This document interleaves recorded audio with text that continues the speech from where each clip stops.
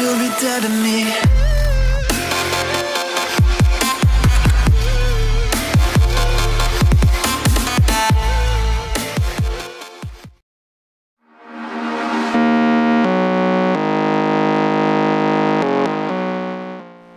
Hi guys, and welcome back to the Mighty Blues. My name is of course Cameron, and welcome back today to another live stream. Welcome back.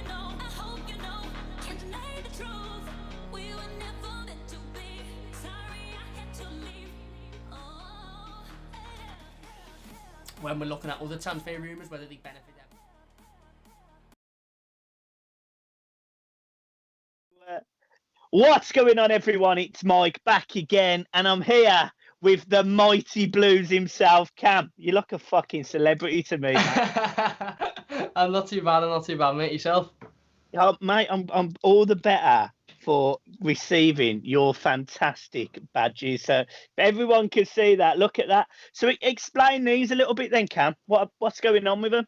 So basically, they're just little pin badges, nice and discreet. You can go on a lanyard, go on a t-shirt, whatever. They've got good detail. You'd probably be able to see it on the camera, but the blue background's very, very nice. And they're on sale. I've got like about 25, something like that left. £2 each, and 50% of it. 50% of the money made goes to Everton in the community. So if you buy one, £1 will go. If you buy £5 will go, etc.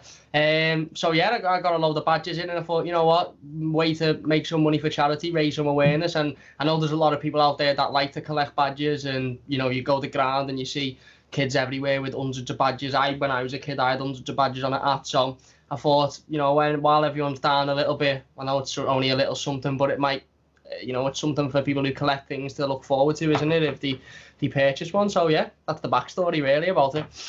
Yeah, well, I've got to be honest, mate. I absolutely love it, and I've put it on my hoodie. And as you say, thank you very much. It's discreet, but it's, you know, it is nice. It's a nice touch, and I must say, from a fellow YouTuber, they're incredibly nice looking. Like they really are. So. Yes. I feel bad because I haven't got one on, but I've literally just grabbed this shirt from my wardrobe and it didn't have one on. But pretty much every other item of clothing I've got, there's a badge on it. But yeah, fair enough. Yeah, well, so make sure, obviously, if you're watching this, make sure you go over to Cam's channel, on his Instagram, on his YouTube, on his fucking Twitter, everything. Get in contact with him and buy a badge. It's for a good cause. And obviously, the rest of the money essentially is paying for the badges. So yeah, not really making more. Yeah. So that's really positive. Really, really positive to see. Thank you. Well, so let's talk on the hot topic at the minute, just very quickly. Let's go. I'm ready. So what's your take on Liverpool then, Cam?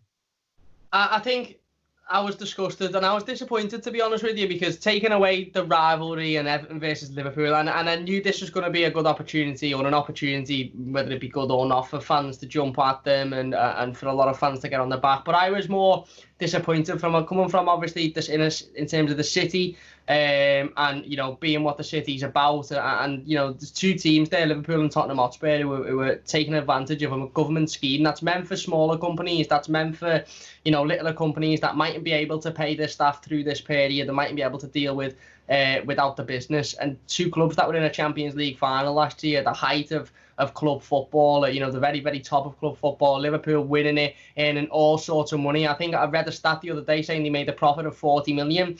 Now, that mightn't seem a lot in footballing terms, but it's tough to make a profit in football in this day and age with all the money that's going around. So ultimately, they really didn't need to use it. And that's been proven by the fact now that they've gone back on what they've said, and they've said, we're going to furlough our staff. And then they got a bit of criticism and they said, but they'll still be getting it 100%. And then they got more criticism and then they said, oh, we'll just go back on it now. And in terms of the media saying that they should be lauded and applauded and all of that sort of stuff for doing it, I think it very clearly shows where the media's heads are at, and which football club the majority of mainstream media either follow or like to support, or for some reason like to back in these situations. Because I can certainly tell you now, if it was a different football club, if it was Manchester City, for example, you know, Everton as well, but if it was Manchester City, for example, the media would not be turning around saying that they deserve to be applauded for going back on it. They'd be continuously ripping them for the original idea to use that scheme, which is designed for smaller companies.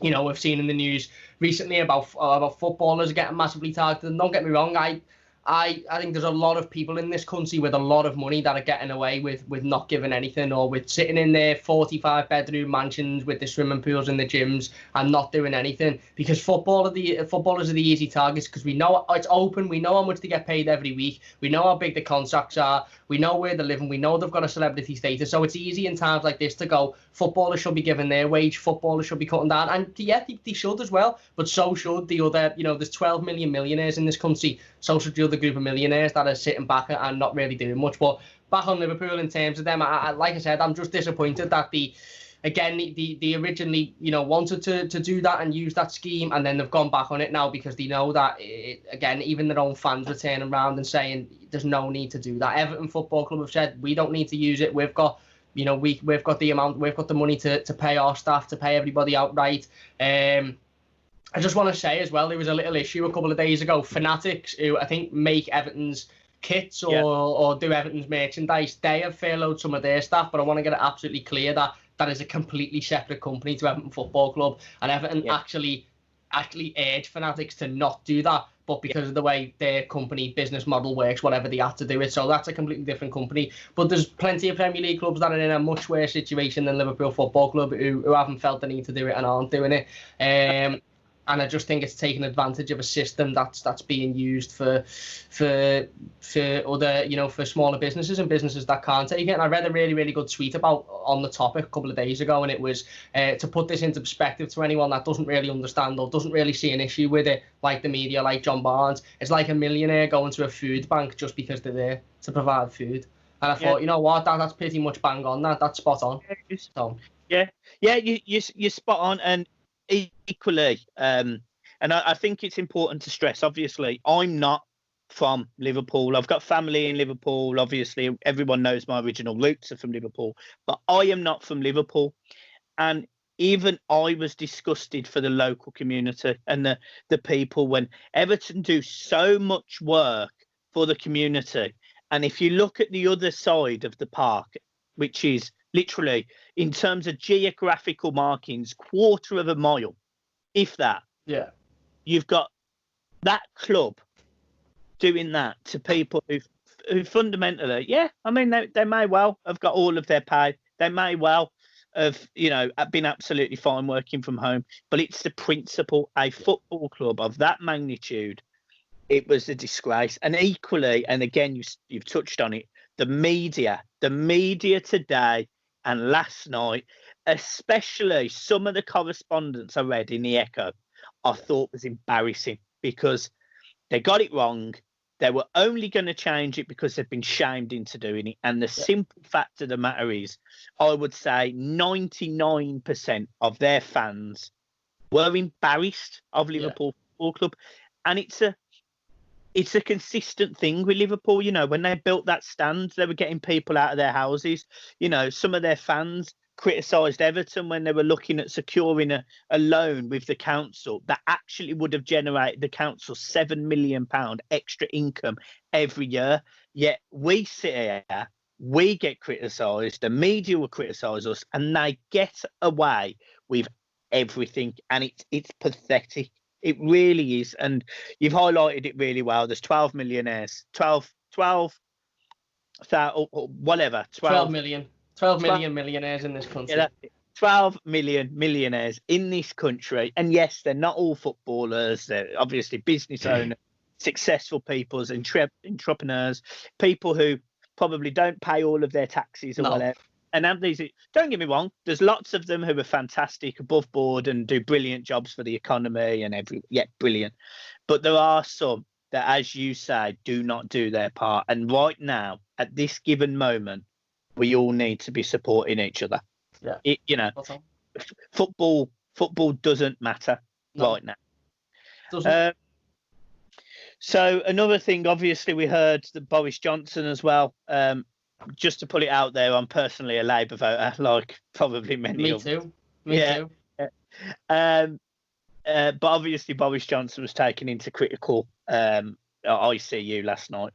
I just want to personally come out and say, look, I wish him the best of luck in a speedy recovery, and I'm sure you do as well, Cam. I've seen some tweets on there wishing all sorts of terrible things on him, but when you think he's got kids, he's got a partner who's pregnant, You never want to wish that on anyone just because of their political standpoint.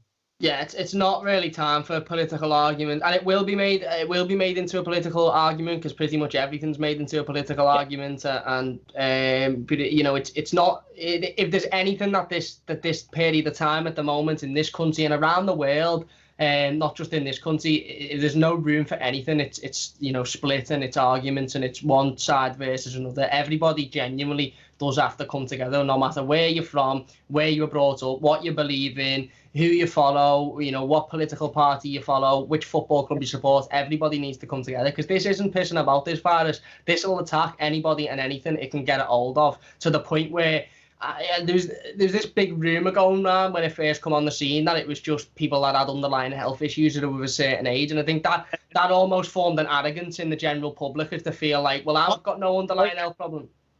I had that arrogance. I was convinced I was going to be absolutely.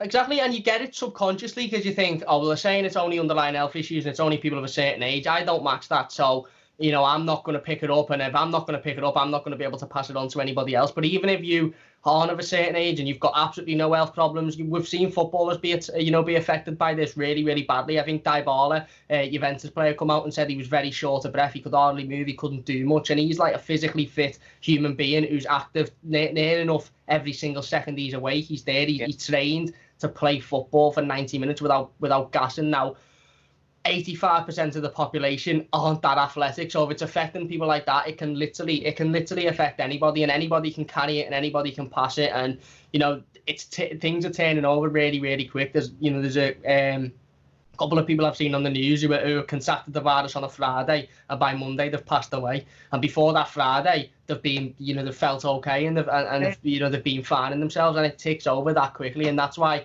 everybody has to stay at home. Everybody has to do what they can do. Realistically, obviously, we know you have to go and get your shopping. You might have to go out for an elderly parent or an elderly grandparent, etc. And you may need to, if you go to work, you're a key worker, and you know, absolutely applaud every single second of the day the key workers and the people that are going out there putting their lives at risk. But if you do not need to leave your house, then please don't leave your house, because you could think, I'm just going to go and sit in the park or have a kickabout with my mates for 10 minutes. There's no harm in that. You could pick it up from one of your other mates, and then all of a sudden your family's got it, and then it literally spreads like wildfire. And I think that a lot of the fear, but a lot of the arrogance also comes from the fact we can't see it. If we could see these particles outside, nobody would leave their house unless absolutely necessary. So yeah, like I said, it's not a time for being apart. It's not a time for fighting against each other and using it as a political standpoint. We can have all of those arguments when it's done and over, and people aren't losing their lives. Nearly 1,000 people in one day have lost their lives to this in the United Kingdom. Once this is all over, and once we've nullified it and we've got a vaccine, and you know, we've got testing and we've got ways to you know, whether it be get rid of it or at least, you know, put it down a little bit so that the people who are suffering aren't suffering as bad, then you can have your discussions about where it's come from, and you know, how, you know, who stood up against it and which millionaire done one and which millionaire done the other. But at this moment, we have to come together and we have to do all we can as a world, really, because it's not just the UK that are being affected. Italy, Spain, Germany, every country in the world is being affected by this. And some countries, I was thinking about this the other day, some countries don't have a free national health service. There'll be a lot of countries where people are going into hospital, getting all of this treatment and having to be treated. And then if they do recover fantastically, they'll be thinking, oh my God, thank God I've recovered. And then they'll be hit with a massive bill 6 months later when it's all over for their work. So we're very, very lucky in this country to have that. My aunt lives in Florida, and she is, I don't know what you'd call them, but she's essentially head of a hospital. She's as top as you can get in a hospital. So she's on mega money, and she gets paid. She gets personal health care, and as a result, so does my cousin and my other cousin. She's really fortunate. Yeah, there is a lot of people in America out of the, because their numbers are going up by thousands a day, in significant thousands a day, and she is saying that not only is the healthcare system overrun, people can't afford for the treatment that they're having. She actually said that somebody in another hospital actually was turned away because they didn't have the money to pay to be put on a ventilator. Now that is heartbreaking. And both me and you have been in the unfortunate situation, and obviously your partner has. We have lost a family member to a degree from this virus. Yeah. Now, don't get me wrong, mine is a great uncle. I haven't seen him in a fair few years. While I do remember of him, he was a fantastic bloke, but he did have underlying health conditions. He was a smoker for years. He was in a home as a result of that. He was alcoholic. He ticked the boxes of, unfortunately, someone who catches the disease would pass away. Yeah. There's people out there now, the story of a 13-year-old lad, and he's dying alone in hospital. Yeah. That is gut-wrenching. And if nothing else, it tells you, do not go out. Yeah. It's that simple. Literally. Exactly. And not only are you putting other people's lives at risk, but you're putting your own life at risk. And I think there is a lot of people in this country that feel like they're immune and they won't get it. And they eat, a couple of pieces of fruit a day, and they might drink a bit of water and go to the gym once a week, and they think, I'm not going to get it, I'll be fine. But like I said, the fittest of fit people in this country. Why? This is exactly why you won't see Cristiano Ronaldo leave his house. Because the athletes at the highest level can be affected badly by this virus, and it's sad. It is. Right, so let's talk about something more positive then. Everton Football Club, and all of the transfer targets that we consistently get linked with. Obviously, I did quite a big video about this the other day, and I asked John's opinion on a few. And just from my perspective, thanks ever so much for everyone who watched, because as you probably know, views are down on football-related YouTube channels. They're down everywhere. So to get over 1,000 views, I was genuinely blown away. And the equivalent video on Toffee TV actually got less views, which I was like, stop that. Yeah, so I just want to say thank you ever so much for everyone watching. But I'm going to throw some names at you, Cam. Go on. What do you want me to do? Mark them? Give me an opinion? I just want you to tell me whether you think it's going to happen or it's not going to happen. Okay. Hit me. Okay. Right, so we'll go with Donnarumma, the goalkeeper from AC Milan.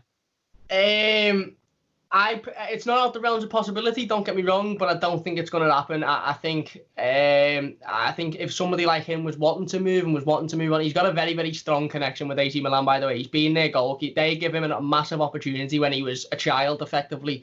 And if he's going to want to move on, then I think it's pretty much guaranteed he'd want a team that in a European competition. Now, we may or may not be there if the season continues. And Koulibaly. Yeah, I'd love him. Don't get me wrong. I'd take him and I'd absolutely love him. And again, with a lot of these rumours, we're seeing similarities, and the similarity is Carlo Ancelotti, and that Carlo Ancelotti has either worked with, managed, or one of these players has said a positive thing about Carlo Ancelotti in the career, and we're going to see that with a lot of players because of how good of a manager he is and where he's been before. I'd take Koulibaly at Everton any day of the week. I'd snatch him off your hand tomorrow, whether I think it's feasible or not. I just feel like at the moment with transfers like that and with players like that and players that have established themselves in one league and maybe want to move to another league, I think you've got sides like Man United and Tottenham and Chelsea who will snap in at those type of transfers, and they might bid less money than Everton, they might bid the same amount of money as Everton, but when players see those type of names, especially the likes of United's, their ears just prick up, and even if United aren't in a European competition, they just think it's Man United. So if we could get it done, and I think with the Carlo Ancelotti connection, it's very, very possible. But Koulibaly and Ancelotti would have to have a very, very strong relationship, because I think if the news broke, and it would break all over the media, that we were interested in him or that we'd bidded for him or that he was looking to come to Everton, then you would get Man United, Tottenham, Chelsea, Arsenal. You'd get all of those teams, Wolves, that'd then be straight in there bidding the same amount of money, saying come here instead, because they know what a coup that could be. So I'd love him at Everton, I really, really would. But again, I think he'd have to have a very, very strong relationship. We're talking Marco Silva, Richarlison style relationship, I think, if it's going to happen, because I just can see other sides coming in for him, because he is a very, very good player and is being a little bit turned in terms of that. But I'd absolutely love him, don't get me wrong, yeah. Okay. A player we've been linked with today in centre defence as well, Diop from West Ham. He's a player I quite like. Yeah, I do like him. I think he would he'd come in and he'd be able to approach the sort of a Disagana Gay type of role. He was a little bit more physical. I would take him. Because I think he's an improvement on Schneiderlin, Sigurdsson, and Tom Davis. But if we're bringing in a centre mid, I want not necessarily an attacking centre midfielder per se, as in a number 10, but a centre midfielder that basically a Mikel Arteta, or that can sit in that midfield, and that even if he's next to Andre Gomez or he's a bit further, can create opportunities, can pick the ball up, can spray it to players. He's got a fantastic passing range on him, and ultimately will pick the ball up 30 yards out and have a goal. A little bit like Kevin Sheedy used to do, because at the moment, Andre Gomez is a fantastic footballer, and I really, really do love him, but he ain't scoring many goals this season because he doesn't do that. It's not in his game. And since Gylfi Sigurdsson's lost all of that out of his game as well, our midfield is very flat. You get what you get, and that is, they're not world beaters defensively like we had with a Disagana Gay. Ghana wouldn't go on and score, a lot of goals. He wouldn't create a lot of opportunities, but defensively, for me, top 3, if not top 2 best defensive midfielders in world football, and we're seeing that now. He's gone into PSG and he's fitting like a glove around, a bunch of world-class players. We haven't got somebody like that who creates in midfield, so I would take the op, but, if we bring in, as long as we bring in the players that we absolutely need at the moment. A player that could potentially be going out, John Joe Kenny at right back.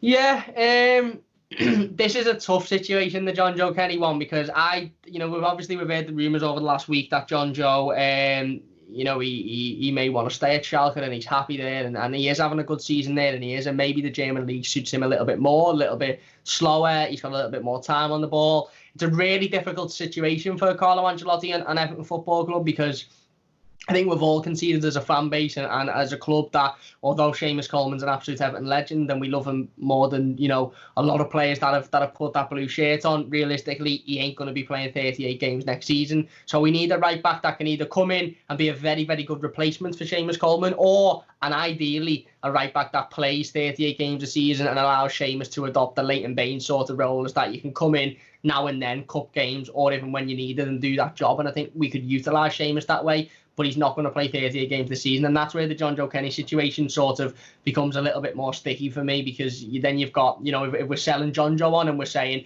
if we get 20 million, if Schalke come and say, we'll give you 20 million for John Joe, I probably will go on and sell him, because I think that'd be a fantastic deal personally. But if we're making that sale, we have to bear in mind that, put it this way, if John Joe Kenny is being sold permanently, it pretty much for me guarantees that either Jibril Sidibe is coming in, or they've already got a right back who is literally at Finch Farm now, ready to sign the papers when everything opens back up again. Because I just don't want us to say we won't bring Sidibe in on a permanent, which would be a fair decision, because defensively he's not what we need. Okay, I might bring him in as a squad player to come off the bench and play a little bit further forward every now and then, but as a right back, definitely a starting right back, he's not good enough.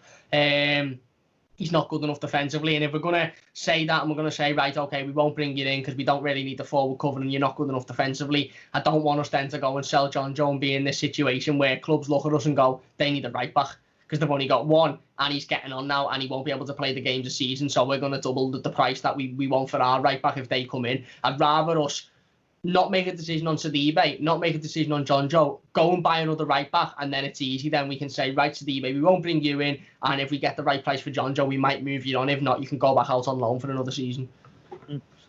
Max Aarons. Yeah, I like him. I would. Yeah, I like him. Putting the players in the positions. Yeah, I like him. I would bring him in. I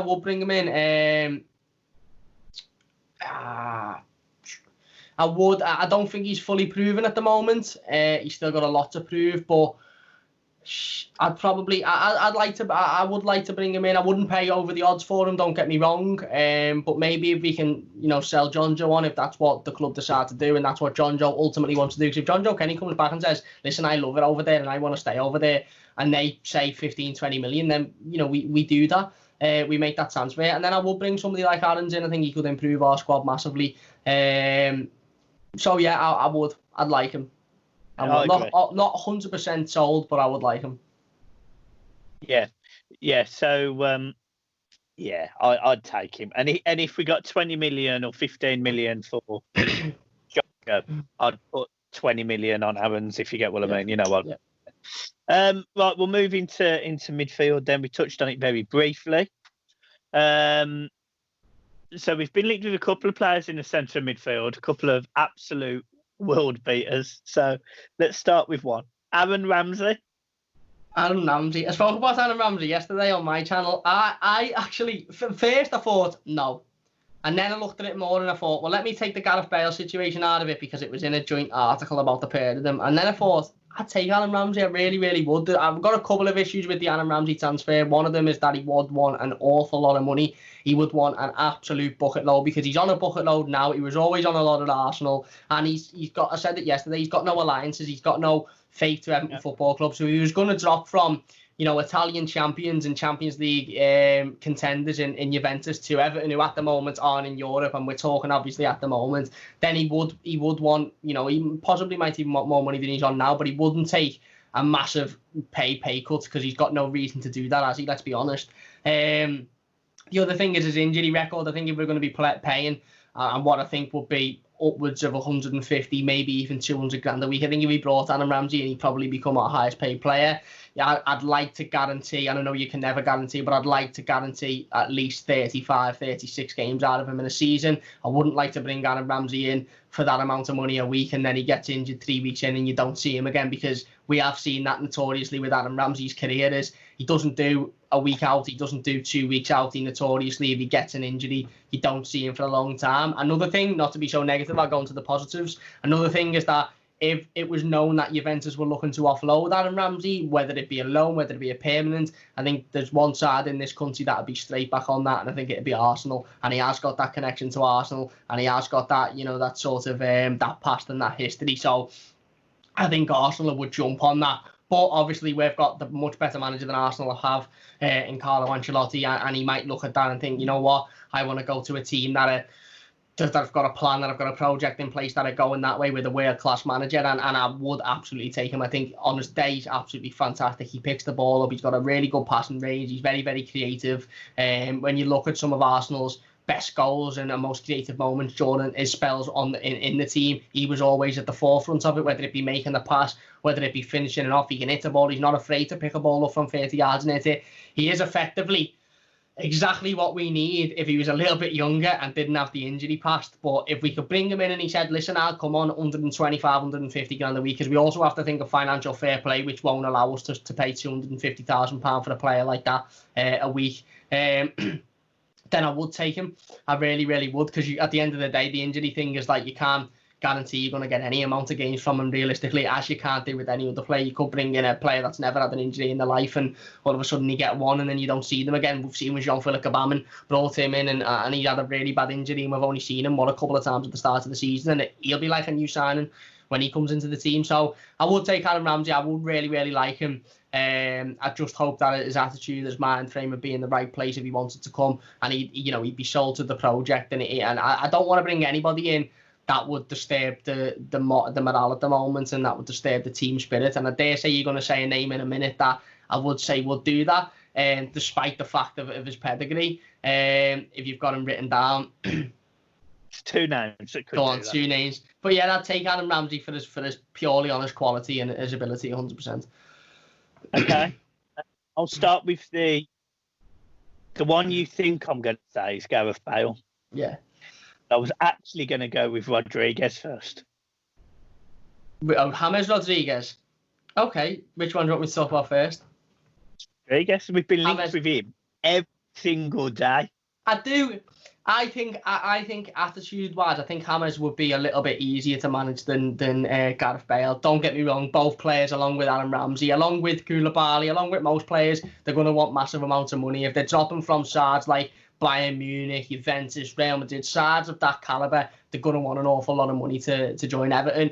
There's a lot more links there with James Rodriguez. I believe he has played under Carlo Ancelotti. He's played with Yerry Mina, obviously. There's that Colombian connection there. He'll always have that player there, that upbeat player in the changing room who he knows and who he can connect with. And we know how players like to contact each other now and say, come over here, come and see what it's like over here. So I think that the James Rodriguez one is more feasible and more possible. He'd still want a lot of money. And again, I think James could be I know a lot of people might go at me for this because we don't like to talk about Liverpool, but a sort of Mohamed Salah style of player for me, a player that was really, really good when he first broke onto the scene, then moved to a side like obviously Salah moved to Chelsea, James moved to Real Madrid, didn't quite get it undergoing there, and people just sort of thought, nah, he was a one-off wonder, he had a half-decent season, and he won't touch him, and then one team goes, you know what, pay 30 million for him, we'll see what he's got, and then all of a sudden he turned into a world beater, because I watched World Cup highlights from 2014 the other day,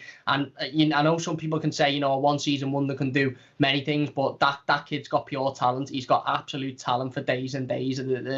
Some of the turns he was making, some of the balls, when you can turn and hit a ball on a volley, it's not luck. It's not one season wonder. It's talent, and if he's playing under a manager that's obviously very, very successful and got the pedigree and knows how to manage, and some of the best players in world football, some of the legends of the game have come out and said Carlo Ancelotti's man management is absolutely second to none. Frank Lampard come out and said he's the best man manager I've ever worked under, even including Jose Mourinho there. So if you can get somebody like Ancelotti to put his arm around James and say, listen, you're coming down here, we understand that. In terms of him, again, he's not an Everton fan. He's not grown up an Everton fan. He probably doesn't know much about Everton even now. So for him, it might be a little bit of I'm going from these top European sides to a side that are only fighting for Europe. But if you get the right manager, which we've got, to put your arm around him, you've got a couple of players that he knows and that he can connect with, we could see the best out of him. And I think as long as he comes in and he settles down and he appreciates that he's part of a project and he's part of a side, and he's not the big I am and I'm here and I'm the best person in the team, and he is going to sell a lot of shirts, let's be honest, because of the name. But if he comes in and he goes, I'm just here to work hard, get my head down and be part of the side, then I think I'd love him. I really, really would love him, because I think he's got a lot of talent, and I actually don't think he'd put us back that much, to be honest with you. In this day and age, if you're spending 30 million on a player, 40 million, it's not that much in the grand scheme of things, and he's a household name. He's one of those players that if it didn't work out, you probably could get rid of and if not make a profit, definitely not make that much of a loss, because there'd be other sides that would be willing to pay stupid amounts of money just to have, be able to have the name on the back of the shirt. Yeah.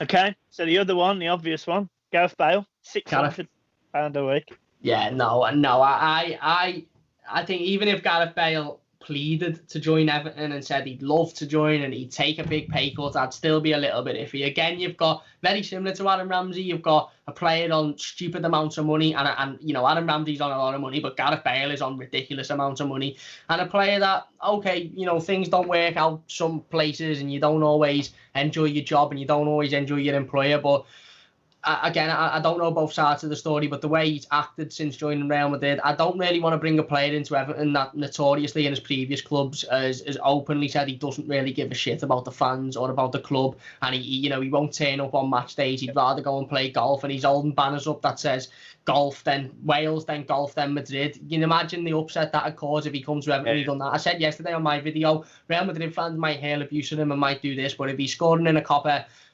Del Rey final or whatever, or he's playing in, they might forget it for a moment. Everton fans won't forget it. If he's coming and doing that here, he won't be playing in a blue shirt again. And there's that, which leaves a sour taste. There's the money beyond, we couldn't afford it for a start, so he'd have to take a 400, maybe even £500,000 pay cut a week, which I just think a player like that would never ever do. He wouldn't come. If we were Tottenham, maybe, because he's got that alliance there, he's got that relationship with the fans, but with Everton, he's not going to come and say, I'll take 500 grand a week less than what I'm on now, and I'll come and play for a side that aren't winning the title every year and that are challenging for the Champions League. So I think this one is a lot of rubbish and a lot of sort of just let's pick a name out of an hat that might get fans excited. And you said it yourself in your video, he didn't have a great relationship with Ancelotti when he was at Real Madrid anyway. Ancelotti called him out for his ego, called him out for his attitude, and I think he will be the example of the player. And I had this issue slightly when Ancelotti first come in and there was rumours about Ibrahimovic, and at first you're like,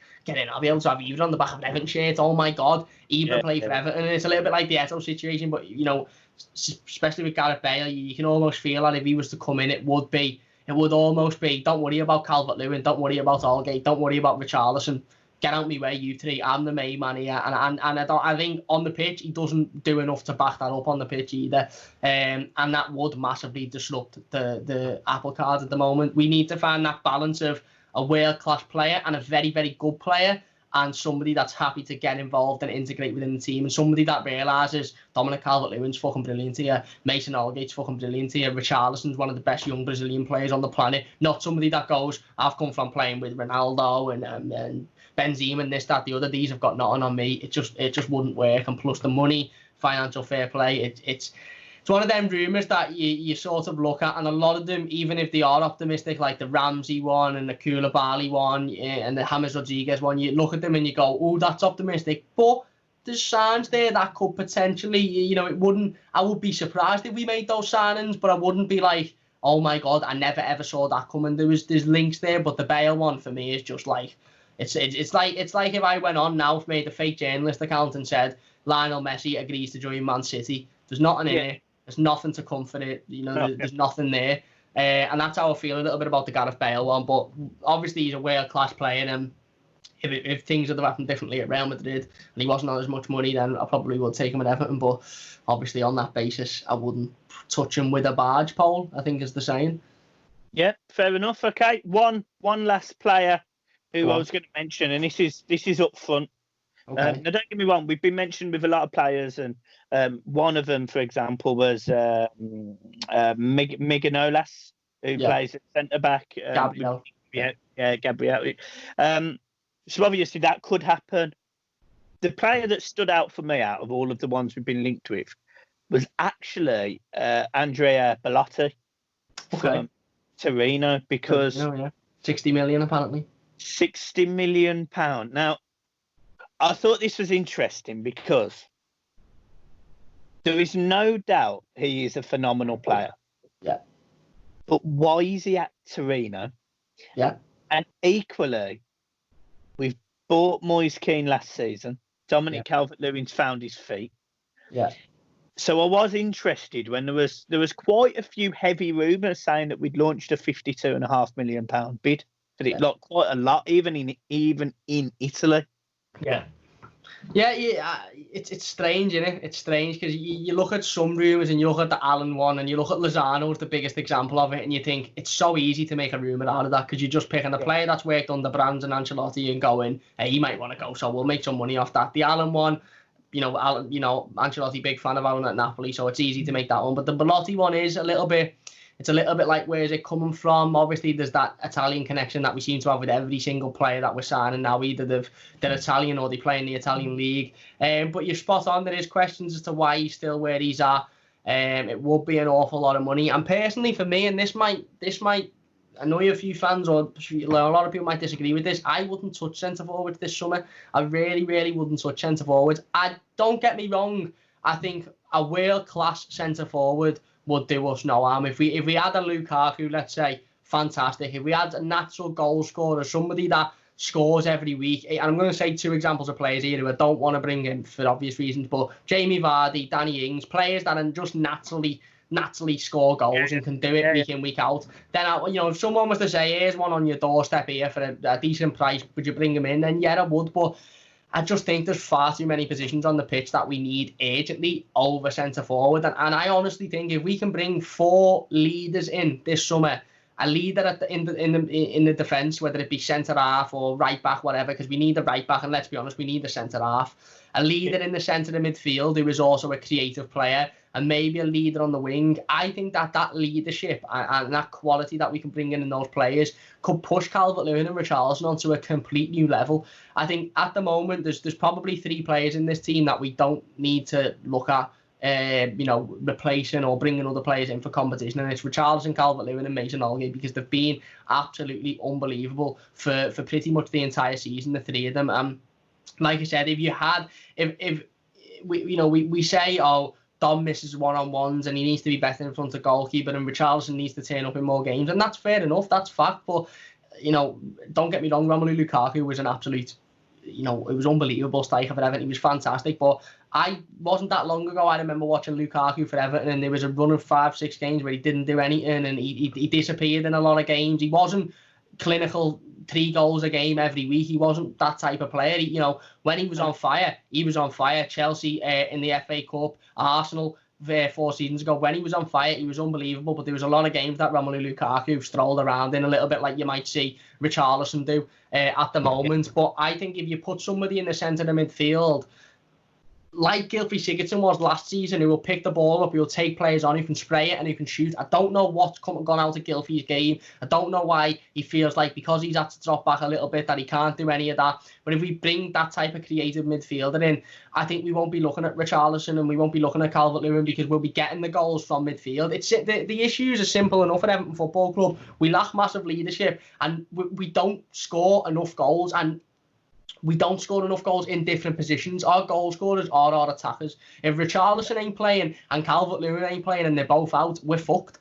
We are fucked because we don't score goals from anywhere else on the pitch. I can't, Gylfi Sigurdsson scored one this season, that 2, 1 being a penalty, 1 being against West Ham. Andre Gomez, I don't think scored this season. Granted, he's been out for a long time. Delph, no. Davis, no. Schneiderlin, no. Walcott scored 1, 2. Maybe Bernard scored 1, Iwobi scored 1 in the Premier League. We don't score enough goals. We're looking at our strikers, and yeah, it's frustrating when Calvert-Lewin goes 1-on-1 with the goalkeeper away from home against the top 6 side and misses. That's frustrating, but he'll work on that. And I honestly think Dominic Calvert-Lewin is a few 1-on-1 training sessions away from being a top striker. And if we can keep him in good spirits and keep him in a good mood and say to him, your position isn't a threat, you're playing every game next year as well, and we can keep him happy, then I think if we can work on those little bits with Duncan Ferguson and various members of the coaching staff, I think we've got a fantastic striker on our hand. The problem is for Everton, if we don't score enough goals in other positions. Mason, again, it's not his job, but hasn't scored this season. Mina, not his job, but he's only scored a couple. Luka Dean hasn't chipped in anywhere near like he chipped in last season. Neither is Seamus Coleman at right back. You look at last season, and last season wasn't great either, don't get me wrong, but we had Sigurdsson on 10, 11. We had Luka Dean on 6. We had other players around the squad that were scoring. You look at the best teams in world football, and they don't just have strikers scoring. They have midfielders, they have full-backs, look at them lot across the park, the midfielders scoring, the defenders scoring. You've got to have a side where, even if it's not your job to score, you are doing that. We can't just rely on our 2 centre-forwards. And at the moment, I think that issue is hidden a little bit. It's the fact that other people around the squad don't do enough going forward. And I know it's not necessarily Aldgate's job or Mina's job or even Gomez's job, but if Gomez is on the edge of the box and he's got the ball, for me, there's no reason why he shouldn't be putting his foot through it. We know he can do it. I said it about Bernard yesterday. I said after the rumours come out about him signing for Roma, joining Roma and all that was rubbish by him himself.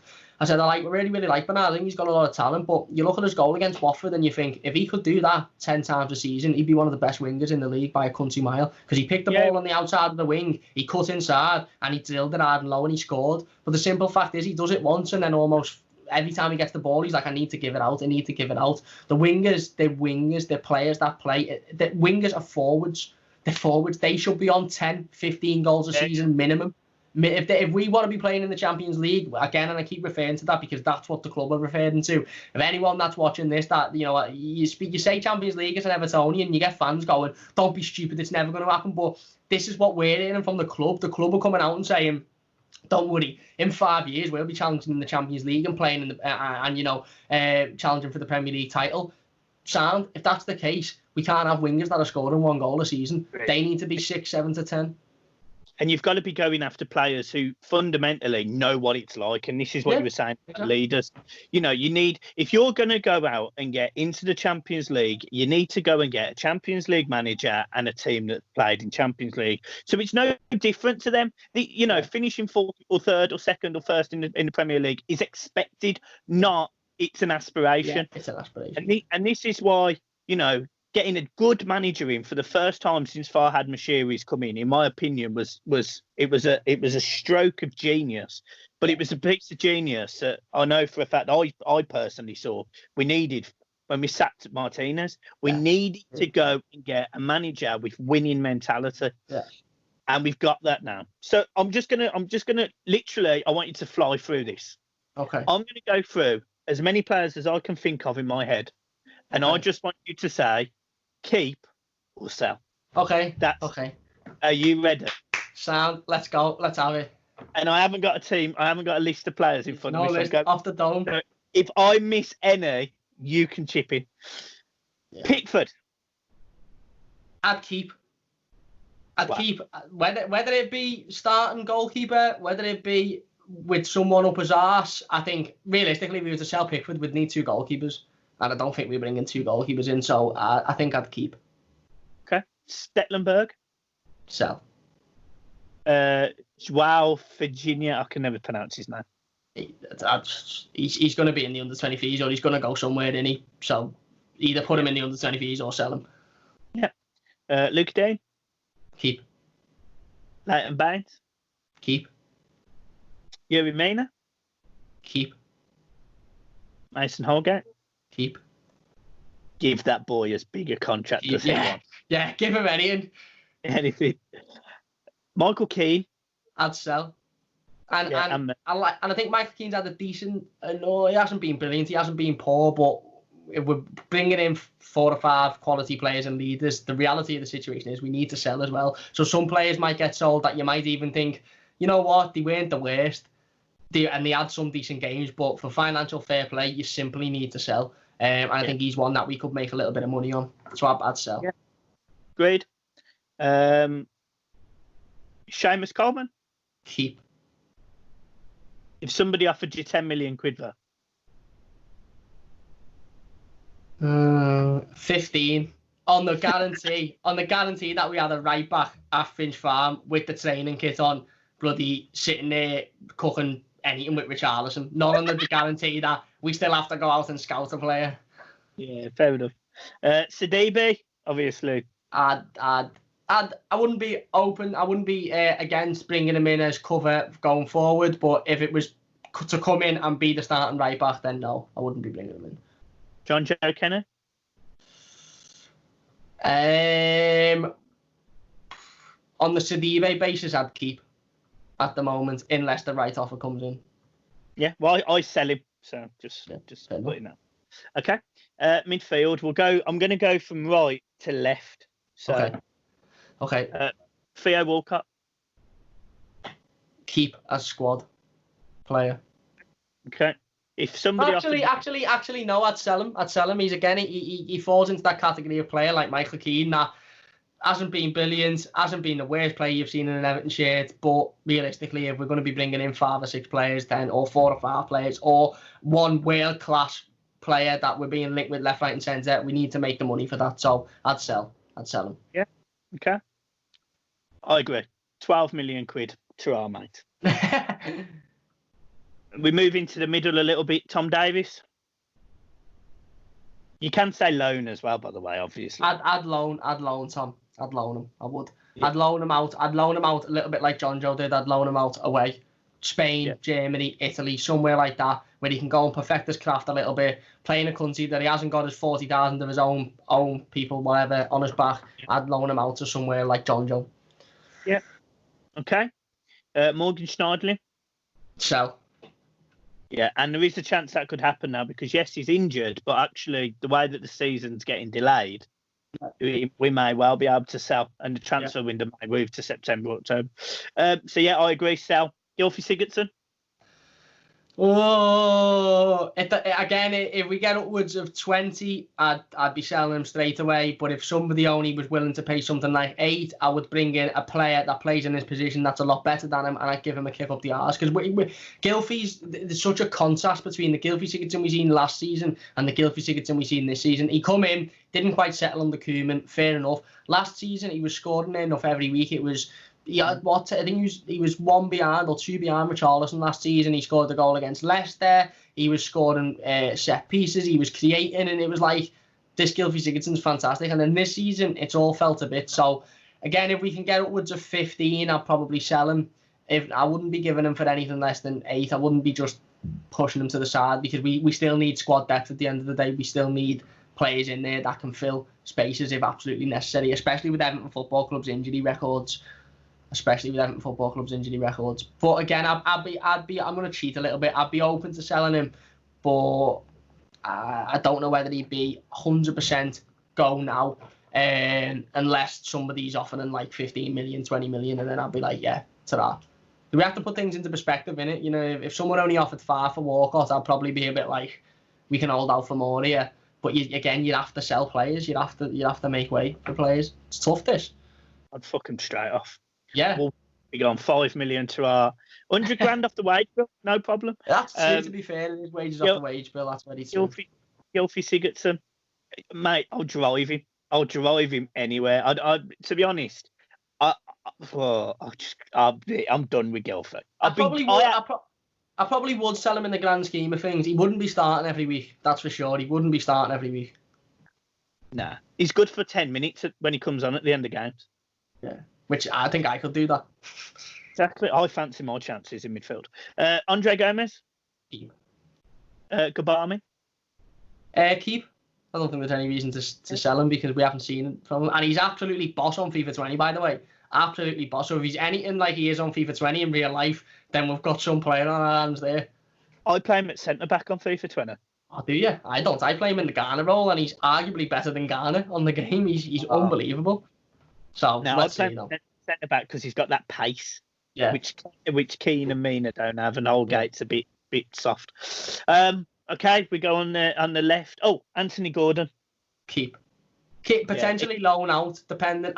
Listen, I said, and it's a shame, I said after the Chelsea game, I'd be playing Anthony Gordon for every minute of the rest of this season ahead of Gylfi Sigurdsson, 100%. And then obviously the season went out, and everything happened and stuff.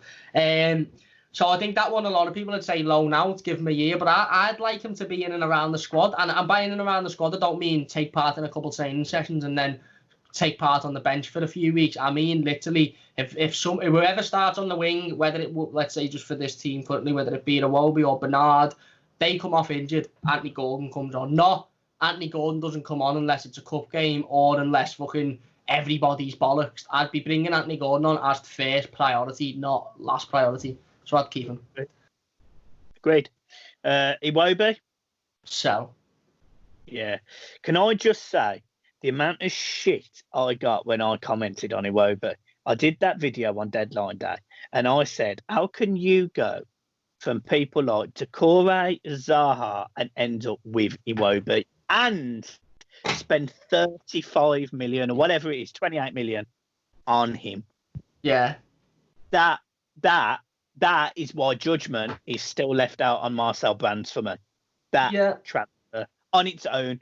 On its own. That's strange with Iwobi, innit? Because I think if you had Iwobi in a five-a-side team, he'd be boss. I think he's dead skillful. He can hit a ball, but just don't know, for some reason, his positioning, his first touch, and I think sometimes his concentration just goes and he forgets where he is and what he's meant to be doing. And you need players that are going to be switched on. And again, we could probably sell him for a fair bit. Yeah, the worst one was Man United at Old Trafford when he gives the ball away. I just thought, you fucking shit. You shit. I'll do a better job. Bernard? Keep. But I've demanded an awful lot more out of him. And I love Bernard. I think he's dead skillful. He's dead fast. He's got a boss attitude. He's dead smiley. But I would be saying to Bernard, listen, we'll give you maybe halfway through next season, maybe the full season if you're feeling nice. But if you're not, if you're only scoring 1 goal a season and you're only getting 2 assists, then we need to look at somebody else because, again, like I said before, your wingers need to be getting 6, 7 upwards goals and 10 upwards assists a season. Yep. Moise Kean? Keep. Yep. Richarlison? Keep. Dominic Calvert-Lewin? Keep. Cenk Tosun? Sell. I was going to say Umar-Niasse, but he's just a mercenary. I was going to say something there, but I'm not going to say it. Is there anyone I've missed that you can think of? Anyone you've missed? It's not bad, is it? I mean, genuinely. No, you've done well there, to be honest. You've done well there. You've smashed it. Sure, I thought of a name before, and it's got Delph. Oh, yeah, great. See, the problem is with Delph, I don't think of him because you want to sell him. I don't know. I'd sell Delph. No, I think that's pretty much everyone. Yeah, that's pretty much everyone. So if we got say 60 million quid for say, no, not 60 million, say 100 million for Keane, Jonja, Delph, Walcott, Sigurdsson, would you be happy? Yeah, 100%. 100%, yeah. Yeah, because the way financial fair play is, that then times by a certain amount, whether it be 2 or 3. I don't know exactly how it works, but it's not just, is it 3? It's not just the 100 million you get a lot more. And those players give very, very little in comparison to what 5 leaders who have got real quality, who, like you said before, have got the Champions League experience, could bring to this squad. And one standout, oh my God, player, and by that I mean when City signed David Silva, for example, or when City signed Aguero, or when United signed Van Persie, that one player that you go, he is going to, before he's even kicked the ball in that shirt, he is going to make the difference. And then they go on and achieve that expectation. Because we've got some fantastic young players. We know we've got Moise Kean there, who hasn't, okay, maybe not done what we expected of him this season, but one of the best young players on the world still. Calvert-Lewin the same, Richarlison the same, Algier the same. These young players need to be guided by players that are equally as good, but also have got the experience and have got the leadership. And if you've got those players around them, these players are going to reach the height of the potential. But Moise Kean and Dominic Calvert-Lewin aren't going to be able to be guided by Gylfi Sigurdsson or Morgan Schneiderlin because they've not been anywhere near where those players have got the potential to be. So yeah, I'd take that 100%. Yeah, I'd run away with that. Away with it. Yeah. I don't think we'd miss any of them that badly. And I didn't, I didn't include Morgan Schneiderlin. I didn't include Cenk Tosun. I didn't include Balassi. Well done. Ethics, yeah. But Balassi's come out today and said he's coming back to Everton. So good luck. Did you hear Paul Robinson the other day? Paul Robinson saying that Balassi, now that Ancelotti, Paul Robinson, the ex-goalkeeper, saying that now that Ancelotti's come in, Balassi could be like this new prodigy and he could be the next big thing. And you're just looking at it going, you've had too many pints, you mate. You have had far too many pints. Here's a question, eh? Go on. And this is straight up, because this puts you on the spot. All right. Balassi or Walcott? Walcott. I think Balassi has got probably more technical ability, but I think Walcott knows he hasn't got a lot of technical ability, so he very much does the basics 99% of the time. Now, he doesn't get those right a lot of the time, but when he does get it right, we've seen it at the Watford game by just making that sprint. We've seen it against Man United last season. When he gets it right, he's a good goal scorer, Walcott, whereas I don't think Balassi is. I think Balassi's very, very good at making himself look very, very good, but realistically doesn't do an awful lot. I think he scored once for Everton in his career. It was a good goal, to be fair to him, but there was plenty of times when he got in fantastic positions and he volleyed it right over the bar or right at the post or whatever, and right over the stadium, and he didn't get close. I think whereas Walcott, it's very much you get what you see. And he's not Champions League level, he's not Europa League level, but he's probably squad player, and he might come on and he can run a plays in the last 15 minutes, and he could, he'll get you the odd goal a season. Where I think Balassi's the type where everybody's always like, what's he going to do today? What's he going to do today? But you'd always leave the stadium with the same feeling as that he done fuck all there. He didn't really do much. He got the ball, he done a million step overs, and then he just ended up passing it back to someone. If Balassi done the simple things, I think he'd be one of the best footballers in the Premier League. If he picked the ball up, he maybe done a step over and he crossed it in, or he cut inside, or he had a shot, but he doesn't. He tries to do everything too complicated. So I'd actually say Walcott. I would, but I'd sell them both. Fair enough. Well, Cam, look, thank you ever so much. I've kept you for well over an hour. Oh, that's all right. Don't worry about it. How does it feel, mate? The shoe being on the other foot, here. That's all right. I'm cool, mate. I don't mind. I'm only going to sit in here and stare at the screen anyway for the rest of the night, so I don't mind, mate. Happy days. Back kill zone or something. That's it. Yeah, I'm getting straight back on COD. I'm not very good at it, but you've got to practice, haven't you? But no, absolutely fine. Thanks for having me on. No worries at all. Well, if there is anyone watching after probably an hour's worth of footage, go and subscribe to Cam's channel, obviously. And if you're not watching, I'll prompt the link after about 5 minutes in the top corner. So if you are still watching it, you would have already saw that. And in that case, if you haven't subscribed to his channel, just unsubscribe from mine, because I'm not interested if you're not going to support my friends. Thank you very much. Really appreciate that. It's right there, that, or whatever the heart is on the chest, somewhere around here. Yeah. I'm rubbing my chest now. Probably not best to do that. Just Jesus Christ, because I will print screen that and put that all over. Brilliant. Right, guys, peace. I'll see you soon. Are you not saying bye? Oh, sorry. Yeah, thanks very much for watching. Big thanks to Mike. And yeah, see you later. I think put me on the spot there. See you later.